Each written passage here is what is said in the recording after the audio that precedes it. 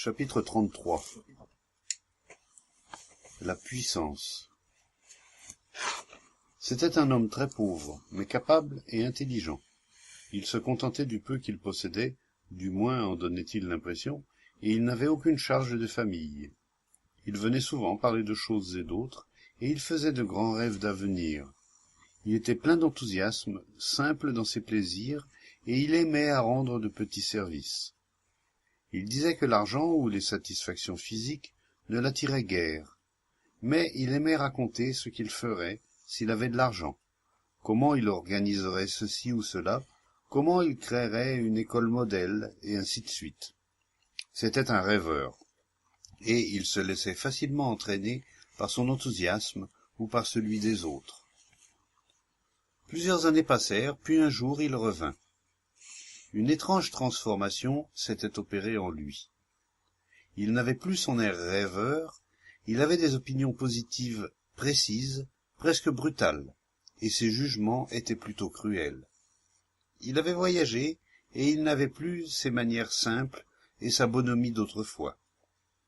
Il avait hérité d'une somme importante, et il avait réussi à faire fructifier abondamment son capital, et c'était maintenant un autre homme.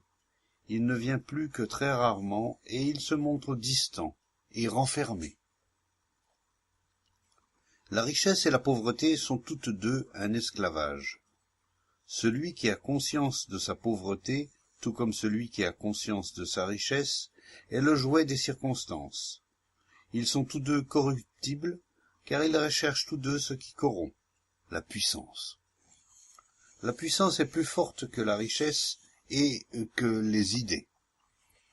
La richesse et les idées donnent la puissance, mais elles peuvent être rejetées, tandis que le sens de la puissance reste. Ce sentiment de puissance peut apparaître dans une vie simple, dans la vertu, dans le parti, dans le renoncement. Mais ces moyens ne sont qu'une substitution et ne doivent pas faire illusion.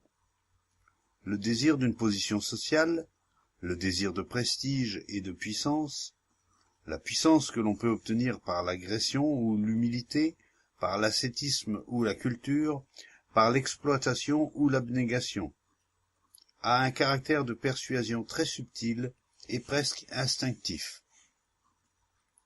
La réussite est une forme de la puissance, et l'échec n'est que la négation du succès.